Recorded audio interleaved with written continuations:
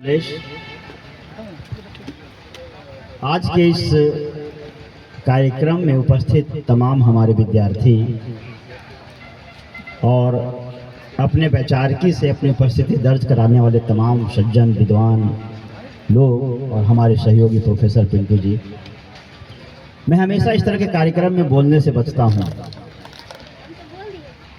और जब हमारे युवा साथी जो छात्रावास में हमारे विद्यार्थी में उन्हें साथी ही कहता हूँ, जब वो आते हैं तो मैं अक्सर कहता हूँ कि मंच हमारे लिए मत रखिए, मंच अपने लिए रखिए। मैं चाहता हूँ कि जो हमारे पूर्वज, जो हमारे समाज सुधारक, जिन्होंने हमारे देश को बनाने में अपना महत्वपूर्ण योगदान दिया है, उन विचारों को आप पढ़िए और आप यहाँ से बाकी लोगों को सुनाइए, तब मुझे खुशी मिलेगी। हमें जितना इनके विचारों को जानना था हमने जान लिया, हम जी भी रहे हैं और आपको प्रेरित भी कर रहे हैं।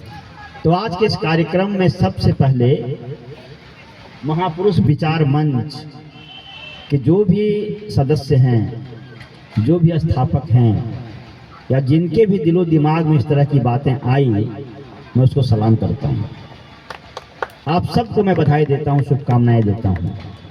आप उन महापुरुषों के विचार को आप सामने रख रहे हैं जो विचार शायद हमारे देश के आवाम में था ही नहीं। जिसके लिए वो विचार व्यक्त कर रहे थे उनकी जिंदगी भी नहीं थी। उनको मूलभूत अधिकारों से दूर रखा गया था, किसी तरह से जिंदगी जी रहे थे, तो वहाँ विचार कहाँ से उत्पन्न होगा। लेकिन जैसे जैसे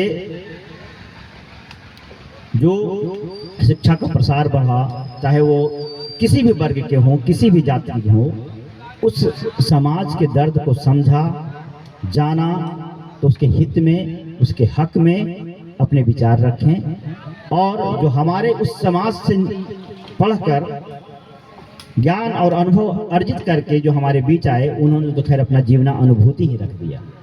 तो उस जीवना अनुभूति से उत्पन्न विचार को रखना और उसको फैलाना आप तमाम लोगों को जिम्मा है। मैं इस चुनौती को आपके जिम्मे सौंपता हूँ, नई पीढ़ी है, और मैं शुभकामना व्यक्त करता हूँ कि इस तरह के विचार आप आगे बढ़ाते रहेंगे।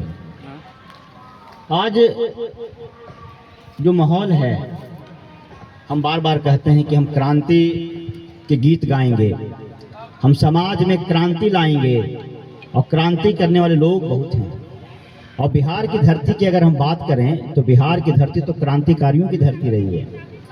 लेकिन हम क्रांति कब करेंगे? जब हमारे जहन में कहीं ना कहीं कोई विचार रहेगा। जब विचार की शून्यता है तो हम क्रांति के बारे में कैसे सोच सकते? तो भगत सिंह कहते हैं, मैं पढ़ रहा था कि क्रांति की जो तलवार है उसकी शान विचारों से आती है।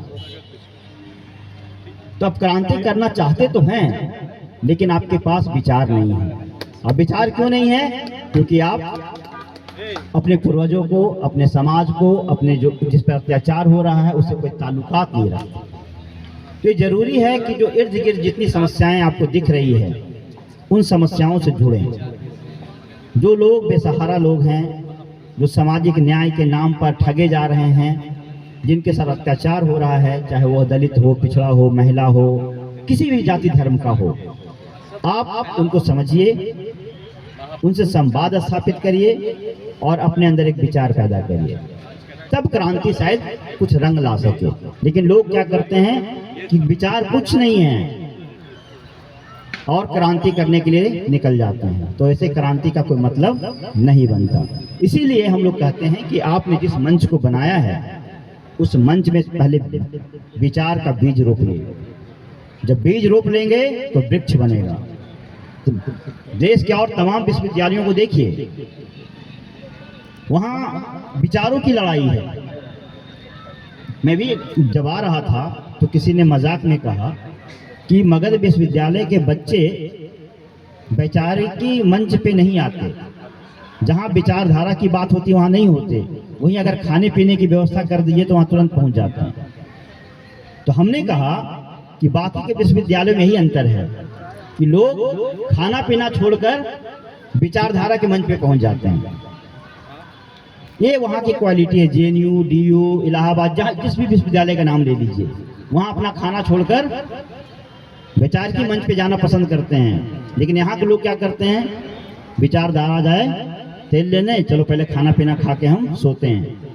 तो ऐसी परिस्थिति में मुझे अच्छा लग रहा है कि आपने सब मिलकर महापुरुष विचार मंच बनाया, और मैं लगातार देख रहा हूँ किस तरह के कार्यक्रम कर रहे हैं।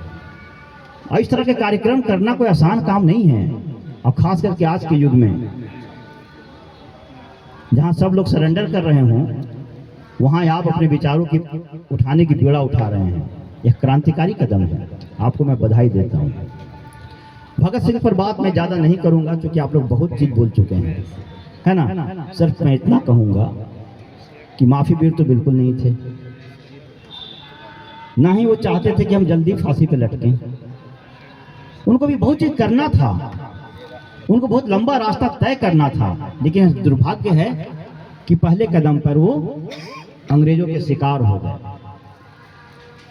और दुख की बात है कि अभी तक आज़ादी कितने वर्षों तक हम सिर्फ उनके बलिदान होने पर गुणगान गा रहे हैं कि शहीद हो गए, हंसते हंसते हो गए, लेकिन कभी हम उस पर चर्चा नहीं करते कि वो चाहते क्या थे, वो किस तरह का समाज बनाना चाहते थे, किस तरह का देश बनाना चाहते थे, वो युवाओं को क्या दायित्व देना चाहते थे। ना हम युवा सोच रहे हैं, ना शिक्षण सेमिनारों में बोलने वाले सोच रहे हैं। वो आज़ादी की तरफ पहला कदम बढ़ाए थे जहां वो अंग्रेजों के शिकार हो गए, लेकिन सोचिए कि अगर वो रहते तो क्या संभावनाएं होती, वो और क्या कर सकते थे, जिस तरह का विचार था। तो अगर आप उनके द्वारा लिखी हुई किताबें जो भी हैं आप पढ़ें, तो उन विचारों को निकालिए कि उस विचारों के माध्यम से देश और युवाओं में क्या संदेश देना चाहते थे, जिस पर कोई बात नहीं करते। साम्राज्यवाद की बात करते हैं आप, साम्राज्यवाद का पूरा वो विरोध नहीं कर रहे थे उस तरह से, साम्राज्यवादी शक्तियों का विरोध कर रहे थे। चूंकि कारण एक और मैं बता दूंगा, टेक्निकल चीज बता रहा हूँ कि साम्राज्यवाद और नव साम्राज्यवाद में फर्क है। अभी मैं अपने बच्चों को पढ़ाया भी था, साम्राज्यवाद और नव साम्राज्यवाद में फर्क है। अंग्रेज जब आए थे तो साम्राज्यवादी नीति से नहीं आए थे। साम्राज्यवाद तो वो होता है कि एक राजा दूसरे राजा पे आक्रमण कर दे, उसको युद्ध में हरा दे और उस पर अपने शासन बना ले, वो साम्राज्यवाद की नीति है। लेकिन अंग्रेज जब आए थे तो कहीं भी वो युद्ध करके नहीं आए थे। बताइए कहीं कोई युद्ध हुआ? मुगल जब आए थे तो पानीपत की पहली लड़ाई हुई, सबको पता है, आमना सामना टक्कर हुआ था। लेकिन अंग्रेज जब आए तो कहीं कोई युद्ध हुआ था? नहीं हुआ था। फिर वो हम पर शासन कैसे कर लिए, सत्ता कैसे जमा लिए? दरअसल वो क्या किए थे कि वो हमारी संस्कृतियों पे हमला किया था। हमें उन्होंने क्या किया, हमारी संस्कृतियों पे हमला किया, हमारी संस्कृति को कमजोर किया और अपनी संस्कृति हावी कर दिया। जैसे वो आए थे कपड़ा के बिजनेस करने और हमारे लोगों को कहा कि क्या तुम मोटा मोटा सूती वाला कपड़ा पहनते हो, तुमको हम फैशन वाला कपड़ा देते हैं। और फिर क्या हुआ कि हम उनके प्रलोभन में आए, अपनी पुरानी संस्कृति को छोड़े और उनकी संस्कृति को अपना लिए। हम दातुन से धोते थे, बोले क्या दातुन से धोते हो, हम बरस देते हैं।